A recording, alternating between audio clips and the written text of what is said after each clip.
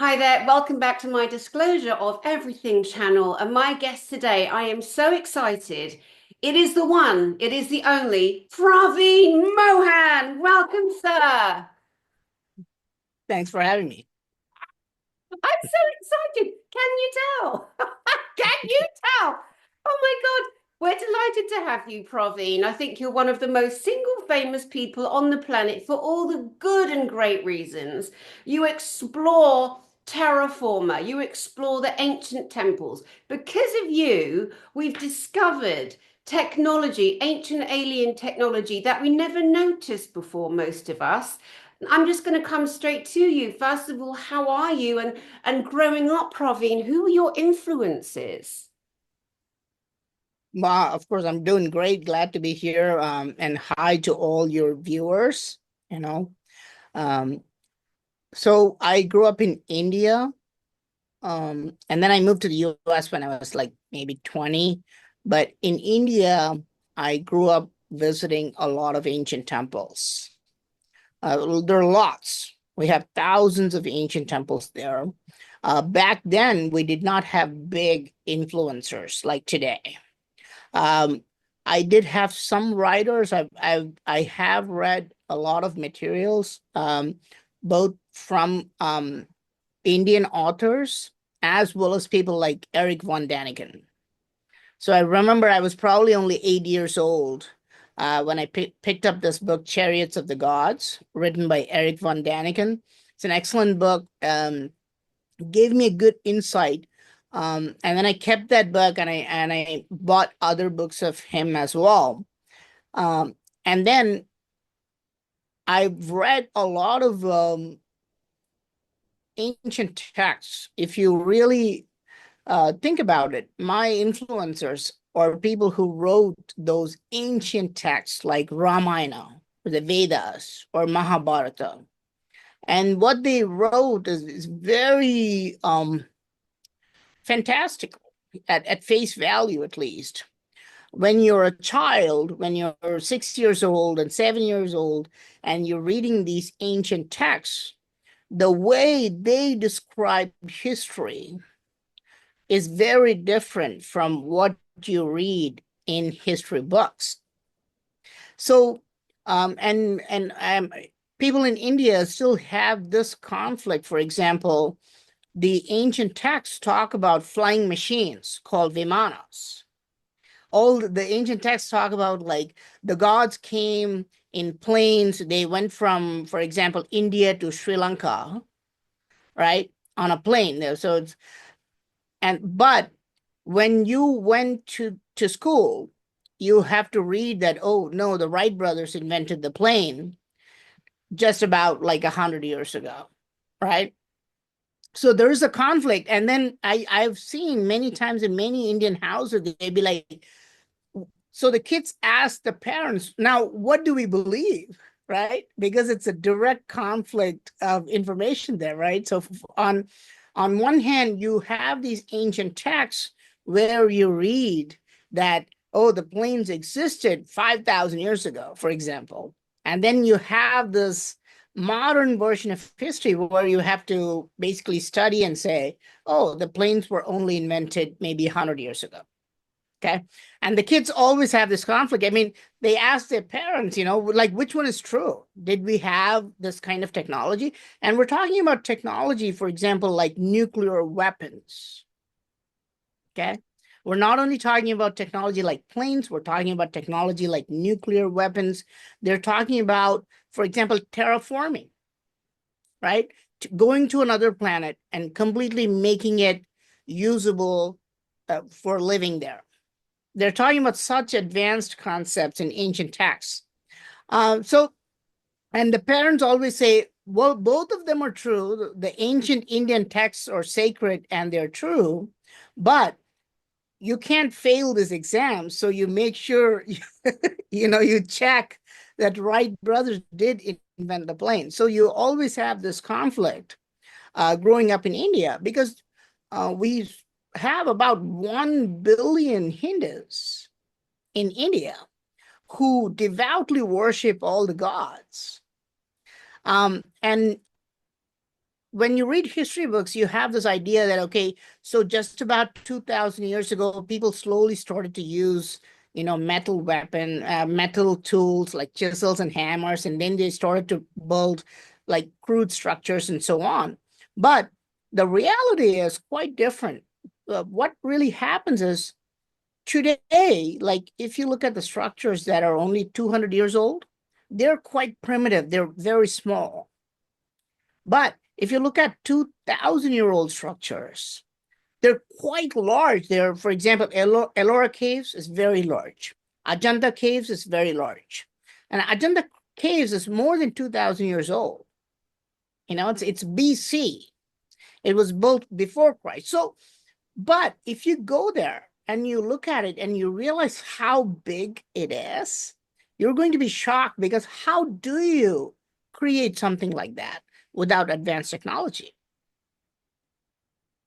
Yeah, it's so true. And again, it's been, as you said, every generation, every decade, every millennia, they have covered up, covered up, covered up, covered up the true history of our planet. And right now in 2025, people like you, people like me, we are out there on the front lines saying, Oi, look at this, check this out. You can no longer cover this up. We won't allow it. And humans, we're inherently intelligent. We know when something's wrong. We know when someone's lying. And you look at all the different countries and the different histories. You mentioned Sri Lanka. And Sri Lanka, as you know well, used to be called Ceylon. Why did they Yes. change the name? Why did Yugoslavia become the Czech Republic? Because of the ancient history, the off-planet history. For example, Yugoslavia, Czech Republic now, it is known that there was some kind of meteoric crash, and the meteorite hit the ground and it merged and blended with what became Moldavite. Moldavite, the green, looks like kryptonite when you look, into it through light. Yes. And what each generation of, I call them the Muppets at the top, the Deadheads, the Cabal, the Illuminati, the ones that need swiping from the earth because they are the scourge of scummery. I make no apology. And they've tried to cover up everything. And then along comes Praveen Mohan, tripping in and out of the Hindu temples, right? Uncovering all kinds of hidden information and beautifully expressing it on his YouTube channel, which we're going to have a quick look at right now. Let me just pull up your YouTube channel for people to see to see you, your sweet little face. But what I love is this is what you do. This here, guys, see the black circle with the yellow and the blue. This is an image of Praveen. This is what he does inside the temples. You so cleverly light them up. Where should we go? Let me just pull up. This one played a few days ago. Let's pull up this one for a second. Here. Um, Hey guys, today I'm at the ancient Tarakeshwara temple, and I want to show you a carving that is very rare to find. Look carefully. What does it show? Is this an advanced machine? At first look, it looks like a battle tank or a cannon. It has this long shaft resembling a cannon, which can spit out a cannonball, and it also has wheels on both sides. And there is a figure lying down as though he's hiding from his enemies in a battlefield, right? But no, this ancient carving shows something else. Can you guess what it is? This is a demon. What? Yes, it is a demon called Shakatasura. And you may think this makes no sense. A demon would usually have eyes, nose, and maybe even fangs, right? But this demon comes in the shape of a cart. Yes, the bullock cart we still use in India. According to ancient texts, when Lord Krishna was just 3 months old, his mother placed him underneath a cart, but the cart began to rattle and move, trying to crush Krishna. Remember, Krishna was not human. He is an avatar of Lord Vishnu. So he kicked the cart and shattered it into pieces. Out of the crumbling pieces, a demon called Shakatasura emerged and thanked Krishna for liberating him from his sins. And you can see baby Krishna lying on the ground and kicking the cart. This is what the sculptor is trying to show. So that's just an example of the kind of video that you make, and you highlight in color so cleverly, because a lot of the hieroglyphs and pictographs and cave drawings are so worn after thousands of years. But you honing in, I mean, you must have upset, not that we care, but a ton of people that were trying to keep this information quiet, right? Give us some examples of some of the amazing exposés that you've done with your work.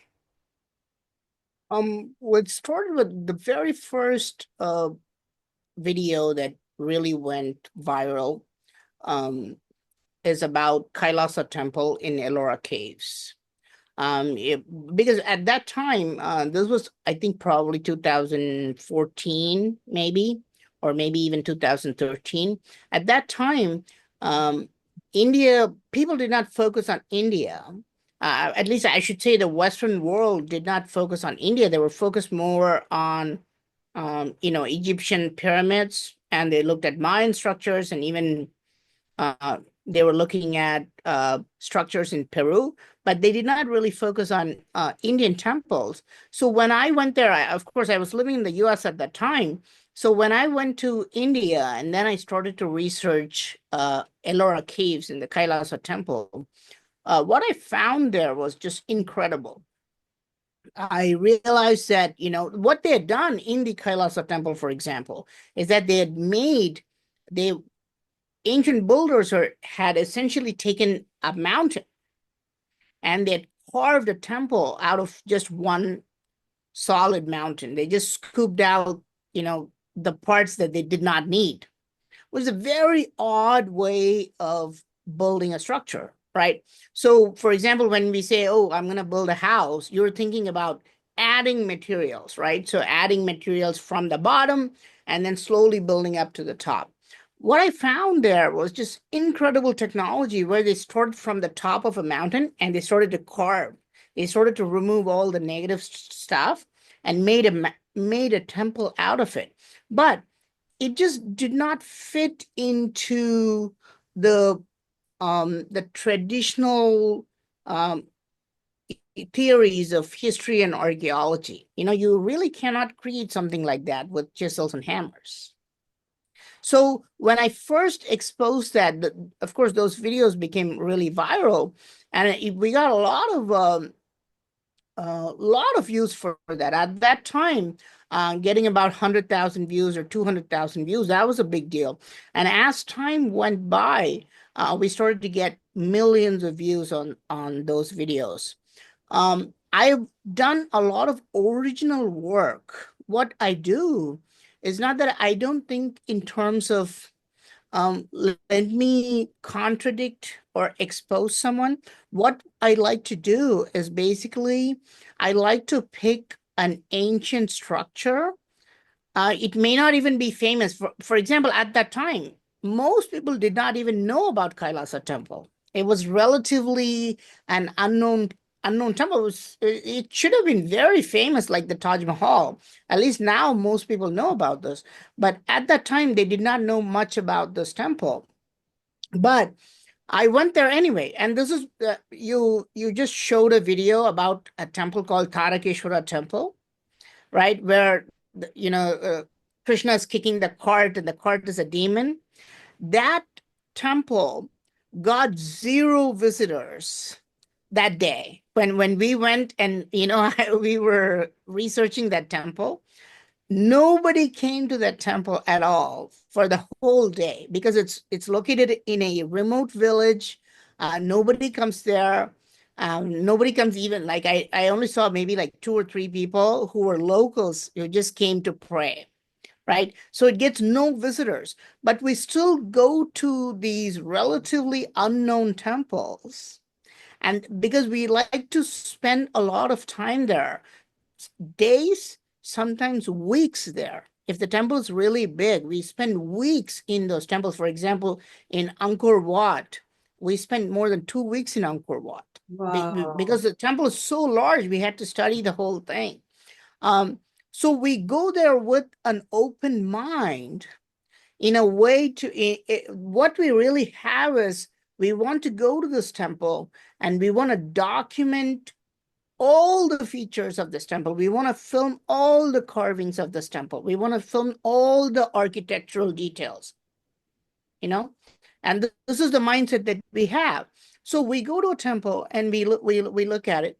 And then after coming back, we have a team of people who are looking at all the pictures and videos and examining all the carvings.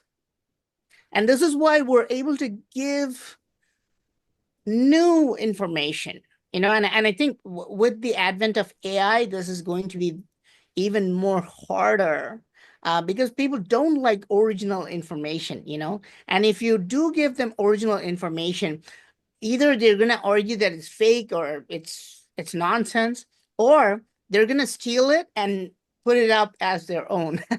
you know uh, Yeah. Yeah, yeah, that's so shocking to me and devastating. And it's a real, negative side of humanity. It's like when people don't name the source. We were speaking earlier off camera about the fact that I'm a qualified and went to college to become a broadcast journalism, which to me is relevant because I've got a big mouth anyway. But there's core principles that you learn as a journalist that are instilled within you. Because at one point, journalism, reporting, broadcasting was a very respected industry, but it's actually turned into me the darkest. The way the media crushes and lies and vilifies people. But those people, let's say, that would watch what you do and your great idea to color, so we could really see and highlight hidden artifacts within those great, God, those I mean, the monolithic stone masonry, carvings, hieroglyphs, pictographs, so many different names to describe the same thing. And then would take what you've done and color and then claim it as their own, and yes, it's just awful. I think because some people are too polite, like I'm not. I'll be like, "Oi, what do you think you're doing? That Praveen did that, and people know me for that. I do it on my channel. I call people out on my channel. If you're going to be worshipping grey aliens and promoting the Galactic Federation of Lie and grey agendas, I'm going to have to say something about it. It's like when you know the truth, the absolute truth, I think you have a duty, to share. But like you yeah, say, with AI and all of that, there's even more risk of manipulation yes, to occur there. Now, you mentioned some of the holy books earlier. I too, have been blessed to be able to study like the Vedas, the Upanishads, the Mahabharata, the Bhagavad Gita, all these ancient Hindu and Indian, just stories. What would you say if you could pick one in particular? What would you say was the most impactful in your life and why? if I had to pick one ancient text, I would say I've read a text called Periya Puranam. Nobody knows about this. You may not have heard of this. This is an ancient Tamil text. It's called Periya Puranam. Spell Um, it. it talks about. Can I spell it? Yes, Periyapuranam.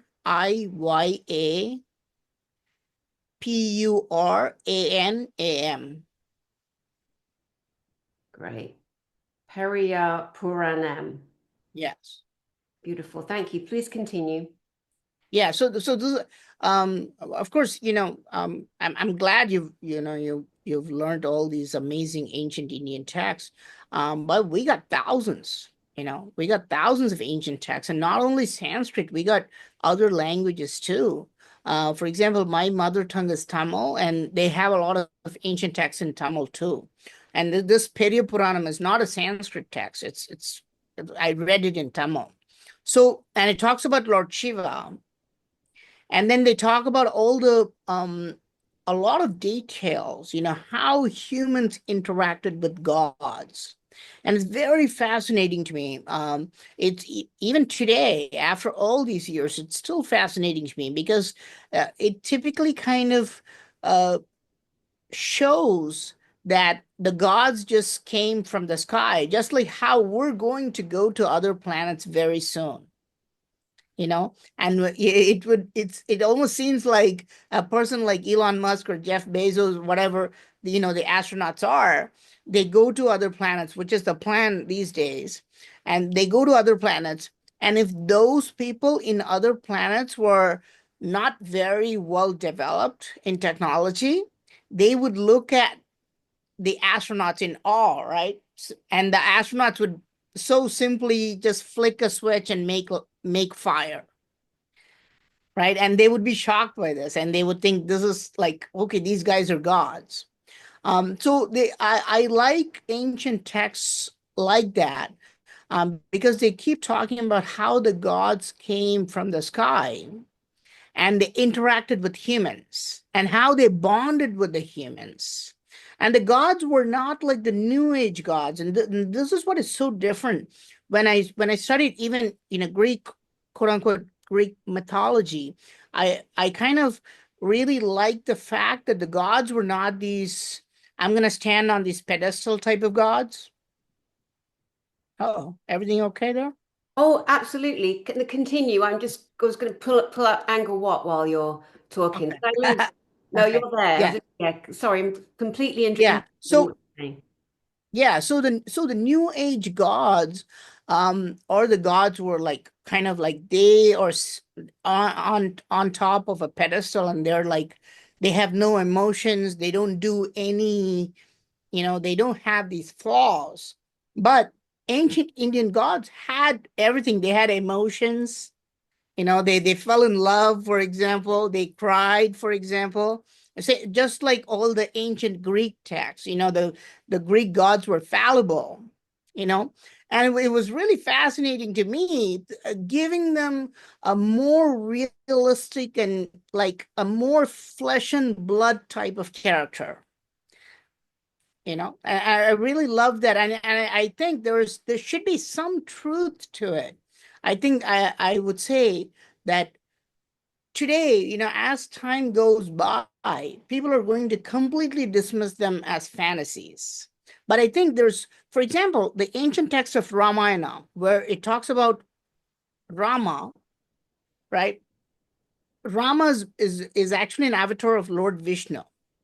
So he kind of put some, it kind of almost comes from the sky, and he is born on earth, and Rama does all the stuff. He takes uh, he does come back from Sri Lanka to India taking a plane and all that stuff. So you have all these kind of details that you cannot fully believe today, right? But you can literally take the Ramayana text and you can go from one city to the other city that's mentioned in Ramayana, and you can physically go on a pilgrimage from one city today. Today, you can physically go on a pilgrimage, and they would tell you the story. Oh, Rama slept here. Rama met Sita here. If you go to that city, they'll be like, yes, this is where Rama met Sita, his wife. And they would take you to kind of a ruined palace where they met. So it would be hard for me to write a story and then create all these ancient ruins all over India and Sri Lanka that's corroborating the story.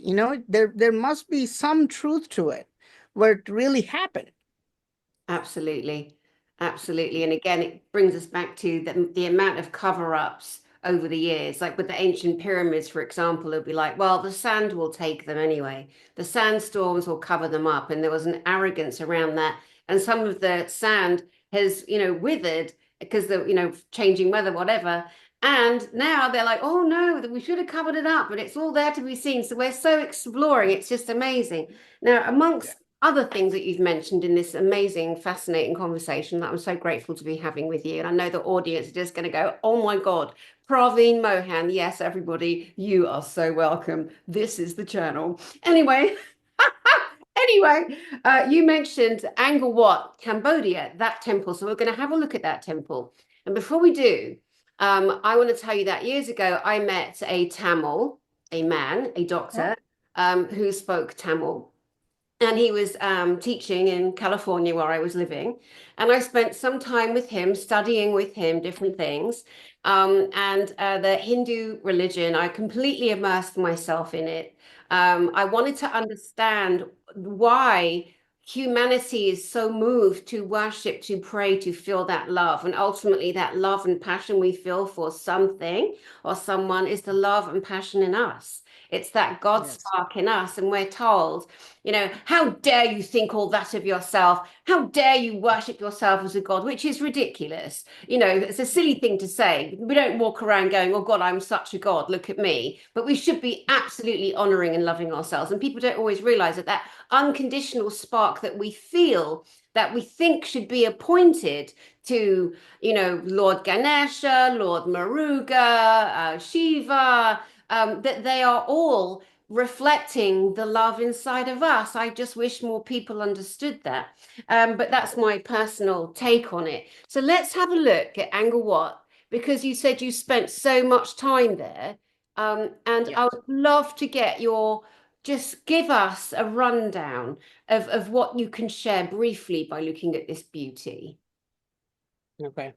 Um, so Angkor Wat, it's the largest, most people know of this as the largest Hindu temple in the world, but it's actually the largest religious structure in the world. It's bigger than any other religious structure, including ancient religions like Egyptian. No pyramid is bigger than this. No church, no mosque is bigger than this structure.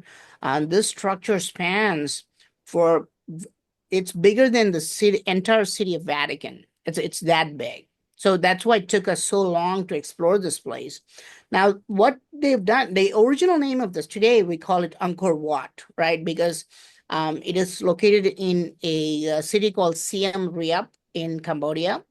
Um, the Angkor Wat is on the flag, the national flag of Cambodia, by the way, because it's the most iconic thing in that country. Today, the country mostly follows Buddhism. It's very similar to Hinduism, but they follow Buddha. But the original name of this is not Angkor Wat.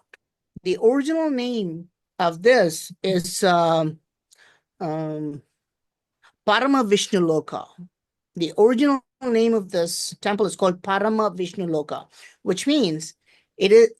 This is how the city of Vishnu looked, or this is how the planet of Vishnu looked.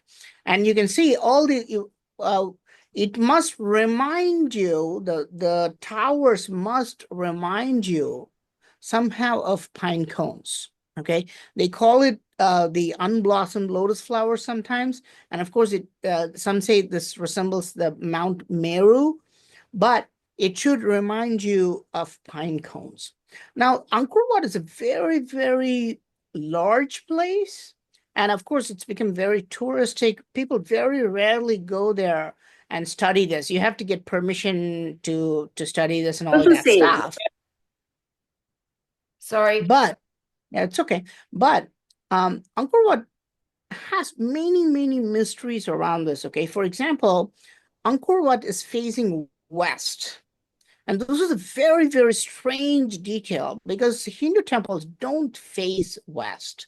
They're supposed to face east because because we follow the sun so much. Are you looking for Angkor Wat there? Yes, yes, to pull it Okay, up. you may, because that's a few years ago, so you may have to go to the search and then Oh, yeah, yeah. the picture I pulled Yeah. up, it just So you doesn't can say Angkor Wat. Yeah. it doesn't do it justice. So because you've been there, here we go. There you go. Yeah. Pull Yeah, one. you can play the whole Important. playlist. Everyday details Sorry. like switches, sockets, hardware, You and can see are important and should that be done right. This Angkor Wat faces west. That's me, by the way. Just said that. Hey guys, today we're going to see the world's largest religious structure. When people ask what is the largest religious structure in the world, people generally think it would be a church or a mosque. But no, it is a Hindu temple, but it's not located in India. It's located in Cambodia. And this is not a recent structure either. It was built many centuries ago. And this is very big. So let's go take a look and see how it looks. I'm so excited. I'm at the temple parking lot and I'm leaving my bike here. This is very strange because I don't see any temple towers at all. I have visited a lot of temples, and when I usually park my car or bike, I will see the temple towers, but I don't see the towers of Angkor Wat Temple. I'm confused about this. Why is this happening? The authorities tell me that I have to walk for nearly 10 minutes before I start seeing the temple towers. First, I have to cross this massive lake. You see this lake? It is huge. I cannot even see the land on the other side, and it is in the way of the temple. I walk for nearly 5 minutes, and then I observe something very strange. I look on the banks of the lake, and I'm shocked.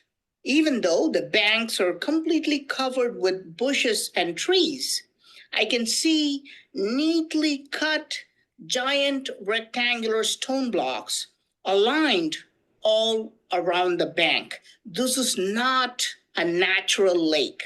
This is an artificial water body called moat created by ancient builders. I mean, this is extraordinary. How are they able to create such a large moat? Amazing. Of 50,000 people to capture Angkor Wat? They cannot attack it from all sides. They will be forced to walk in through the narrow causeways, which are the only land passages on east and west sides, and they can be killed off easily. Some locals even claim that there were thousands of crocodiles in this moat during ancient times. And these crocodiles would kill the enemies if they tried to use boats to come into Angkor Wat. But there's a hole in the story. Angkor Wat is not a fort or a castle where the king lived. It was a temple, right? So why does it need such a large defense structure around it? Think about it. If this is just a temple, just a place of worship, it would have been maintained by a few hundred pious religious priests who would be unarmed, and the enemies can capture it easily anyway. So what was the actual purpose of the... And for that, people will have to go and find that. Watch the rest.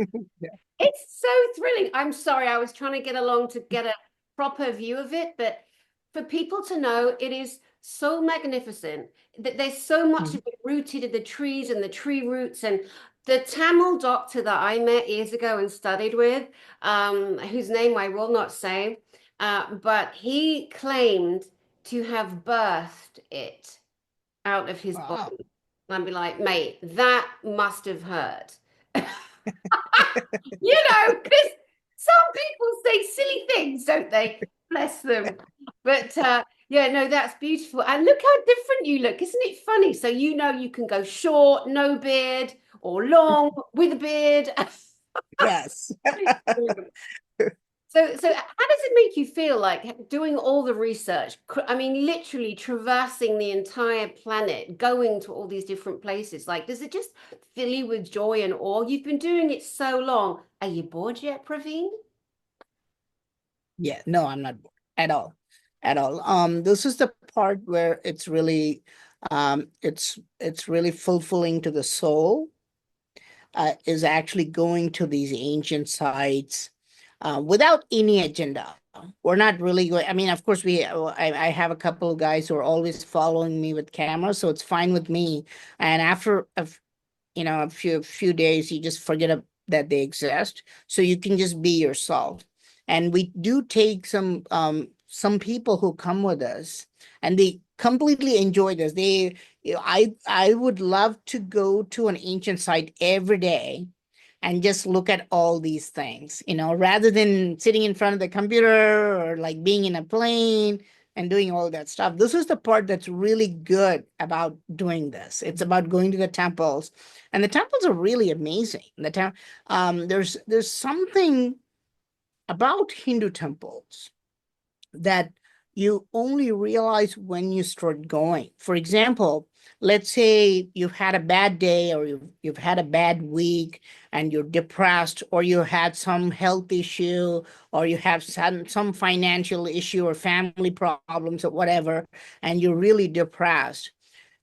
You can just go to an ancient temple for like a few hours. You can be an atheist. You don't have to be a Hindu. You can be a Christian. You can be an atheist. And if I just come and grab you and I take you to an ancient temple, and you're going there, and the ancient temples are large. The newer Hindu temples they're more like business organizations. They sell a lot of things and all that stuff. But the ancient temples were built with some type of information that we're not able to fully uncover. So when you enter the temple, what's going to happen is it's going to slowly feed you a lot of positive energy. It's going to slowly fill you with positive energy. So you can be really depressed and you don't have to even believe in any God. But if you're coming with me and you're starting to walk, and it takes a good 30, 45 minutes to go into the temple, look at the main structure, circle the temple, the structure 3 times, come back. And you're not allowed to leave the temple without sitting inside the temple complex for at least 5 minutes. You can't leave the temple, but you can't just do it like really quickly and just walk away. You have to sit in the temple for at least 5 minutes. Now, this is an ancient code. I didn't make this up. Even today, when people go to temples, they'll not let you just leave. You have to sit in the temple. And what happens is, by the time you are going, it starts off very slowly because of the carvings and also the types of stones. The types of rocks you see while you're entering the temple are all granite, okay, or sandstone. But as you go inside, you realize that there's an elevation that's building up. So it's not on the same level. So it's almost like climbing a very, very kind of, you won't even realize that it's a ramp, but what you're doing is literally going on a ramp. Okay. By the time you go into the main chamber and you look at the lingam, you're a changed person, because that stone is not made of granite. Okay, that is a special stone. And the lingam, if you think about it, it's not even a carving. It doesn't have like a humanoid. It's not iconic. In technical terms, it's not iconic. It's aniconic. It doesn't have a human figure at all. The lingam is just a cylinder with a base. But by the time you've gone there, and the main chamber has nothing, it has 0 carvings. Most people don't talk about this. Even though the temple is filled with 10,000 carvings, the main chamber has nothing except just one giant black lingam. Okay? So by the time you go and you see that, you're a completely changed person. Okay, so after you finish and you come out, you're sitting in the temple, you've completely forgotten about all your problems, all your negativity, all your pessimism. You're just a changed person. Okay. Now and of course, if you're really like wallowing in self-pity, and if you're like a miserable person, by the time you leave the temple, it just gets right back on you, It's like a gorilla that hops on you, right? But if you do it for 48 days, and this is what, of course, people can call it many things, right? This is not something that we can meter, like we can't measure this today because we don't have the technology to measure this. Right. So today, if you go to a doctor, he'll be like, okay, swallow this pill for like 12 days, blah, blah, blah. Right. But if you go to all the older people who are like 75 years old, what they do is, oh, you're always depressed. You're always falling ill. Right. go to this temple for 48 days, right? Just go to this temple. Don't do anything. Just go to this temple. Because if it's going, the first day, you're going to sense a change.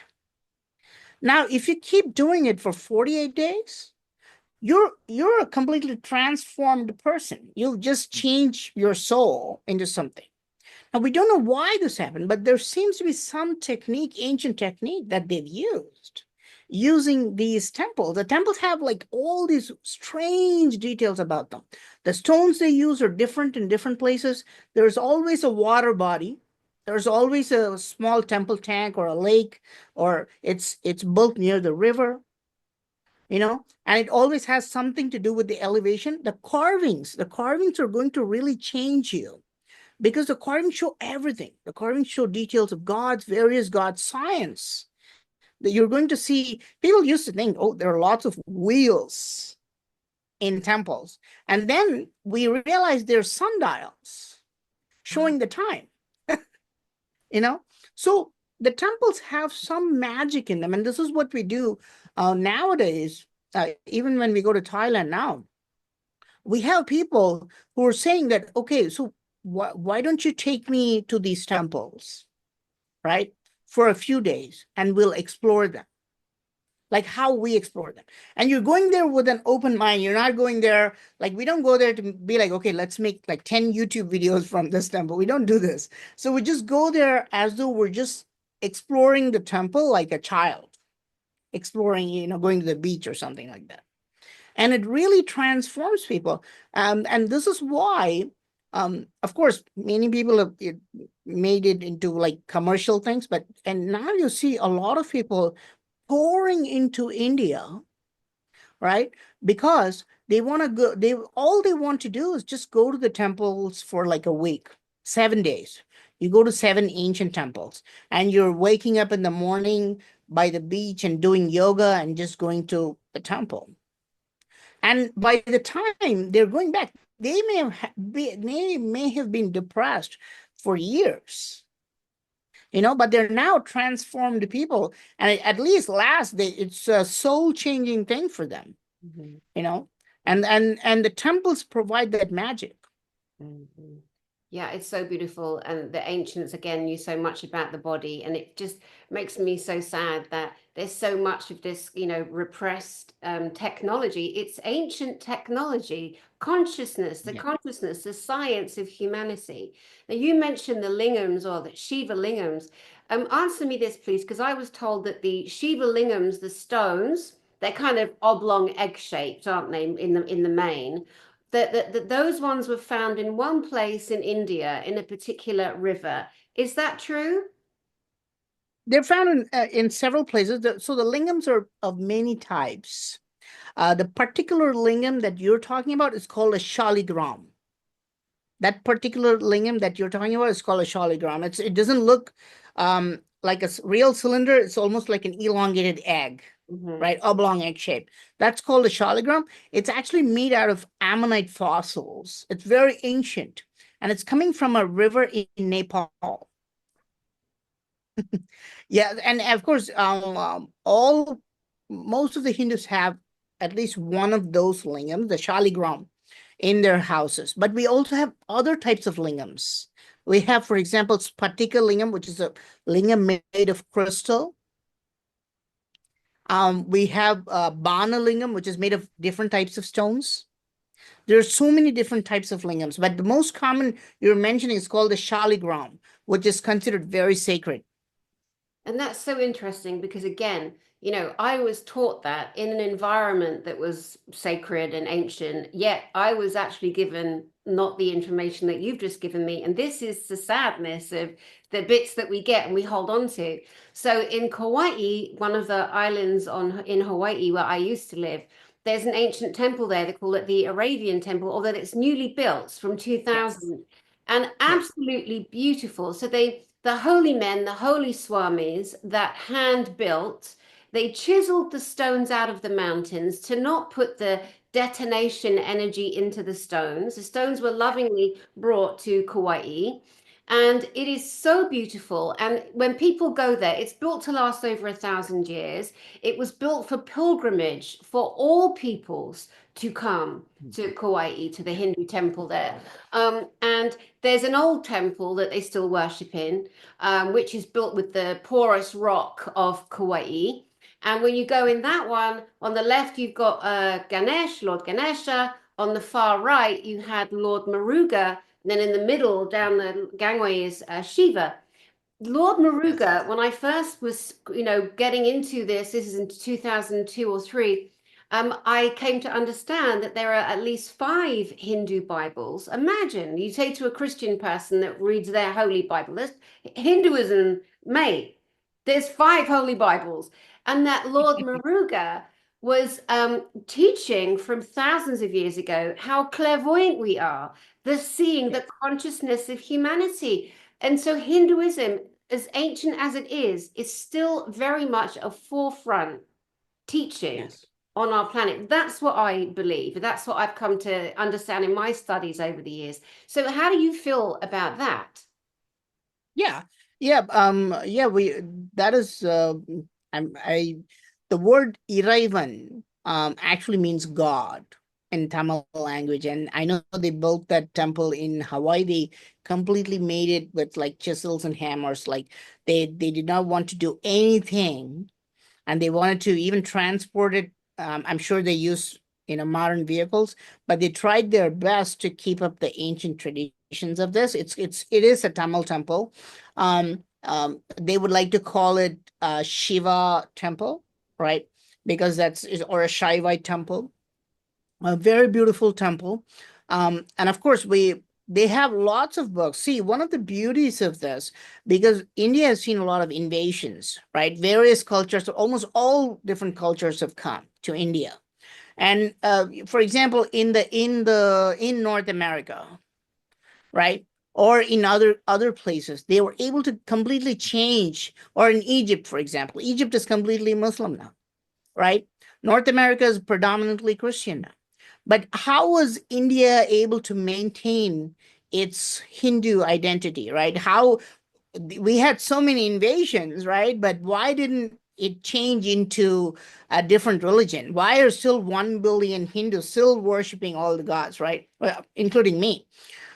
Because it's like a hydra. We don't have one central authority or one book that is the book. If it was designed this way, it would have been easily taken over by others. But it's like a 1,000-headed naga. Everybody had their own books. You can worship anything you want. You can worship a human. We believe that the God lives in other humans. We believe that God lives in animals.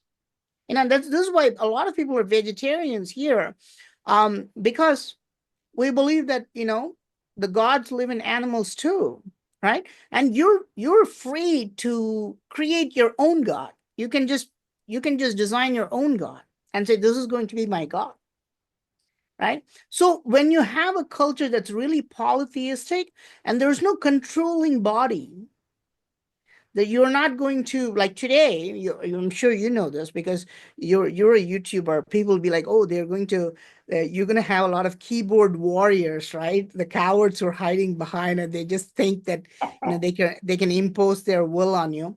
We don't. Back then, in ancient times in India, people really respected that your opinions were different. You can choose to believe anything you wanted. And so we have a lot of God, and we also have a lot of texts. Sometimes the texts conflict with one another, but they're very respectful. They don't even like address each other. There's one text claiming this, and there's one text claiming this.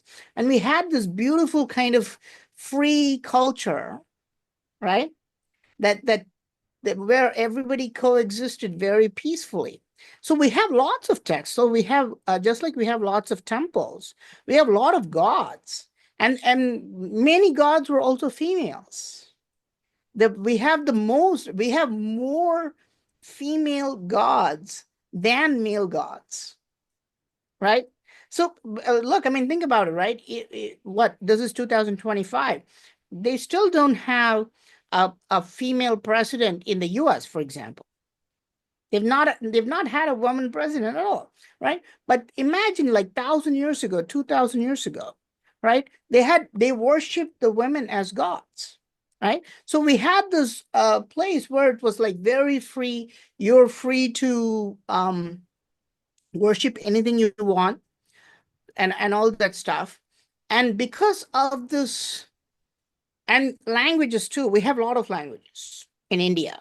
It'd be very hard for you to navigate from the north. Now there's a big debate because we have a lot of people coming from the north to the south and south to the north, but people speak different languages. And because of this multicultural thing, um, it was the biggest advantage that we still remain the only polytheistic culture.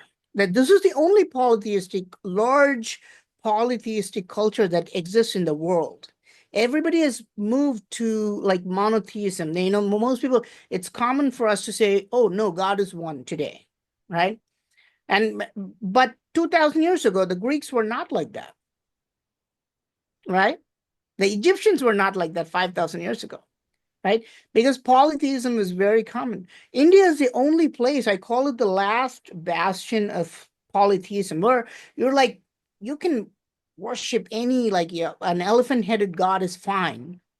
We worship to that god. It's cool with us. And we survived because we don't have one central authority or one book or one Bible. We had many. The five Bibles are only for Lord Muruga. For other gods we had many. Okay. Yeah, it's just incredible. I mean, it's such a rich tapestry of life lived, decades, centuries before, let's say you and I in 2025. And it's just so beautiful that there's so many doors being kicked in. There's the sacred and sealed vaults of the true history and power that we are. Is being fully revealed, and none of us are holding back, and none of us are stopping. And I know you have a soul like me that you couldn't pay us enough money to zip it, to be quiet, because we don't care. We love humanity that much that we just keep going and going and going. And it's lovely. And I know there are people that will watch this, and their Christian programming might get triggered, and that's okay. I hope it does, because the Christians, as we're told, well, Jesus died for our sins. Well, actually, he was murdered because he was a fully realized human and was teaching other humans how beautiful and powerful we are. Well, that didn't fly, did it? So the Romans came along and, murdered him. And he didn't die on the cross to absolve our sins because we're all still getting punished. So that doesn't work. But when you start to break things down, people get very, very offended because ultimately it makes them wrong. And it makes the people that taught them wrong and the people that wrote the holy stories wrong. And then people that have to accept that there's manipulation there. And we can't prove every single point, but we just invite people to think without getting rageful. See how the sun suddenly lit up behind me there? Like, whoa! What time is it there? It is 1:30. How was one in Okay. the afternoon? So you're five, and that's so weird too. You in India, you're 5.5 hours ahead of me. Like the Yeah. time that obviously time has been constructed. This is a man-made thing in this capsule that we live in, this simulation. And like my friends in Australia, we've got to figure that out too. Like, how is it possible that you're 5.5 hours ahead of me and not 5 or 6 hours? How is that? It's so incredible, isn't it? The equator and it just is so mind-blowing. I could talk to you for 1,000 hours. What I'm going to do now is share with everyone the great conference that they can come and meet you at, right? So here we are sharing, I believe, our yes. Now, can you see the website, your end? Can you see it? Yeah. Perfect. So here we have the lineup. This Galactic Spiritual Informs Connection. It is the greatest disclosure conference on the planet with the absolute best speakers of truth. You guys are all so revered. So we have Elena Danan, a mystery for the Galactic Federation of Worlds. This woman has brought so much truth. Also, a trained scientific archaeologist, she was the head of the Temple of Luxor for 8 years, Praveen. She was the one Wow. translating the hieroglyphs. It was her. Wow. It was her. Oh, she's the most fascinating person ever. Dr. Michael Sala, greatly revered, librarian, historian, gatherer of information. Militaries across the world trust this man. Tony Rodriguez, kidnapped by the Illuminati, sold into a military program where they tortured children to push their psionic psychic abilities. They took them to NDE, near-death experience, and then measured but on that before reviving the children back to life. Not all of them made it. But the military did this. They paid for it. They approved it. And we've been breaking that wide open.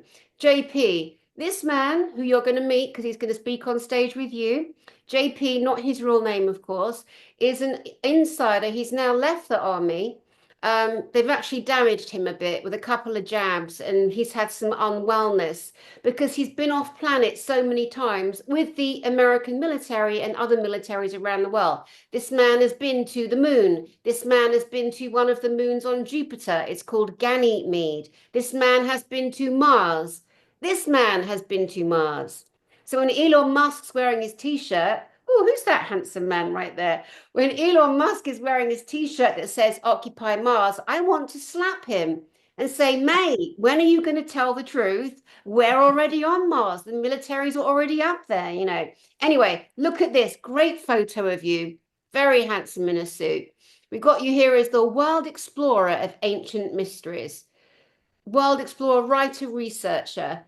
You've been on television 1,000 million times all over the world. You're going to Thailand tomorrow. Gosh, I wish I was coming with you. You have the most amazing following, and also it's so beautiful because you have millions of followers on YouTube, and you also have them in Tamil, in Hindi, because again, when we look at Mother India, she's one of the biggest, continents, land masses on the planet. And again, the multitude of languages in one place is mind-blowing. So Praveen, you are going to be with us in May, 10th and 11th in Eastbourne in England, and you're coming to America in September as well. Yeah. There is Alien Experience, and host of Jessic. Now, you know this man. So Yes. Hugh Newman, yeah, and he is loved in England. He's the new human. Yeah, exactly. I always call him new human. Oh, I love it. That's hilarious.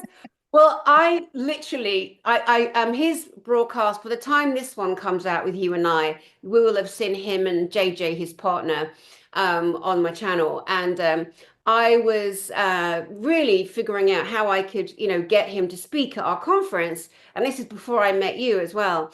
And because you were the ones I wanted, like how do I get these men, these great men on my to speak at my conference?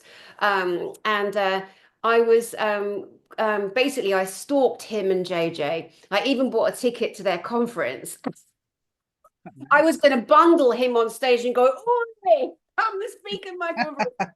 But greatly, I managed to get hold of him other ways before the event. So I got hold of him and met them in person, lovely people, physically met them, and was sitting here at my desk one day and thought, let me just go and see what Praveen is up to. I think at that point I'd actually connected with you, met with you, and then I go on your channel and there's Hugh in India. Yes. That is so beautiful. You know what I mean? It's like, how does it happen? I tell people I'm so divinely guided when it comes to bringing the speakers together. And to me, that was just proof, just proof. So here he is, Hugh Newman, and his company is Megalithomania. He's been out traveling with you. He just breaks open again hidden stories, hidden mysteries. Big subject with him, Göbekli Tepe and Karahan Tepe. And I'm asking him to speak on the giants because we need to land the whole roots and all the origins of all of the histories at my conference at Galactic Spiritual Informers. It's that the public deserve it. Humanity deserves it. And this is JJ Ainsworth, and she's brilliant at the sigils and the symbology. For example, when her and Q were doing their last broadcast in Karahan Tepe in Turkey, they discovered the T-shaped monoliths, very thin T-shaped monoliths. And Yes. when you look closely, you see that it's actually a being with arms, you know, Oh, and yeah, it's all wow. engraved. And JJ showed that at their conference that I went to. It's called Origins with and Andrew Collins. I've had him on my channel too. They're all good friends together. Yeah, it's just amazing. It's like you guys are doing some really great work. This is Nikki Allen, a beautiful angelic connection. She's connected to the angels, so she brings in that beautiful connection to God, to source, to the angelic frequencies that harmonize with our chakras in these bodies. So everybody is just massively, massively important. So I'm so proud of you all. I really am. So we've got the USA event. We'll just bring this up quickly. And the speakers at the American event, which is going to be September the 19th, 20th, and 21st. Elena, Michael, Tony, JP, Praveen, me, and Kathy O'Brien is speaking in America. Now, the importance of this woman, not only is she my beloved friend Praveen, but this Mhm. lady was trained as a little baby girl in the most heinous, horrific ways that a child should never be part of. And she had pedophilic family members, incestuous family members, and her dad was making filthy movies on her. The CIA intercepted the dirty pornographic movies and then said, you're either going to go to prison or continue filming her, and we're going to teach you some other things. And so this poor little girl was taken into the American government, used as a tool. They called her a presidential model of CIA MK Ultra deep programming. And she has exposed so much corruption at a White House and Pentagon level. And she is, Praveen, you meet people who've been through terrible things, and all of us have. I don't know anyone who hasn't suffered a terrible. She was a part of the MK Ultra program. Yes, yes, CIA. How long? Oh my God, years since she was born, like a little tiny child. Oh Little yeah. tiny baby girl. And they said Marilyn Monroe was also a presidential model. And this lady, Kathy O'Brien, was at the highest level of government. So she just get passed around Reagan and Dick Cheney, these awful monsters. So she's going to be there sharing information. Nikki Allen again. And where is Alex Collier? Alex Collier he's coming out of retirement. And Alex Collier is a man and a good friend of mine who Wow. he has been talking forever about the Andromedans from the Andromeda galaxy that he's physically connected with. And he was one Yeah. of the first people to speak about the reptilians, the Sakar and the Draco reptilians, the negative ones, the ones that like to eat humans. Hmm. And the negative grays, the Nebu and the Mitra, who did a deal with the American government. And he's one of the bravest people on the planet. He's already retired. We gave him a Lifetime Achievement Award in 2022. But last year, I managed to get him to come out of retirement and on that stage. And this year, he's agreed again. So we're so blessed. So you'll get to meet him too. So it's just amazing, Praveen, the Yeah. beautiful people, you beautiful people, and what you've got to bring for this planet. It makes me very, very emotional and very, very grateful. So I just can't wait to hear you on stage in the UK and not to put you on the spot, but do you want to give us a little idea of what we can expect to hear from you in England on May the 10th and 11th? What I wanted to do was come up with the technology behind the temples. Not only I would like to talk about technology, like how they built the temples and so on. Like I would like to talk about the physical technology, like the machining technology, about how they built the temples. But I also wanted to talk about how they built the temples in a way that can transform us, physically, spiritually, mentally, how it's literally designed almost like a very, very advanced hospital, or like it's going to transform you, right? Because we all have difficulties, we all have flaws, but I want to see how the temples were built in a way to completely transform us into something higher. So I wanted to talk about that. That's incredible, incredible, and so exciting, and so much to look forward to. Well, sir, I am just so grateful that you and I are alive at the same time and that we're doing the work that we're doing. And you have just blown up India and brought it into this century and into this moment. And I'm so grateful that you said yes to the Galactic Spiritual Informers Conference. Pleasure is all mine. I'm so happy to be in your conference. I want to see all the people who come to the conference. I mean, I've been talking to you for many months now. You know, it feels I'm very happy to talk to you. You're such a positive person, and I hope I can meet a lot of all the people who come to the conference. You know, to and bond with them, because we're trying to what we want to do is we want to create a spiritual revolution, you know, in the world that's become so materialistic and so mean and negative. What we want to do is we want to lift everybody up together, right, and go through a spiritual transformation. So it's my pleasure to come to your conference, you know, and see you and all the people who come to the conference. Oh, that's beautiful. Thank you so much. Thank you so much. I so appreciate you. Thank you for having. Really. Wow, you guys out there, you are welcome. Again, I am bragging that Praveen Mohan is on this channel. Oh, so happy, so happy. So to you guys out there, thank you for being here. Remember, it's May 10th and 11th, May 10th in Eastbourne, East Sussex, England, where we are expecting again to bring a literal fleet of UFOs, although there will be identified spacecraft. We know who's flying them, we know where they're from, and they are not from planet Earth. That is going to be something to behold. And Praveen, we're hoping that the American media dropped the ball and ignored the fleet of spacecraft that Elena Danaan called over our hotel conference that 1,000 people saw. And I'm hoping that the British media will be less gutless and will have the courage, because the people that see, the people that film, they'll certainly be sending the images all over the world. So we'll have to see who's got the biggest bravado, Britain or America. That remains to be seen. So to you guys out there watching, thank you. My name is Dani Henderson. I send love from my heart to yours, and I'll see you soon. Thank you, Praveen.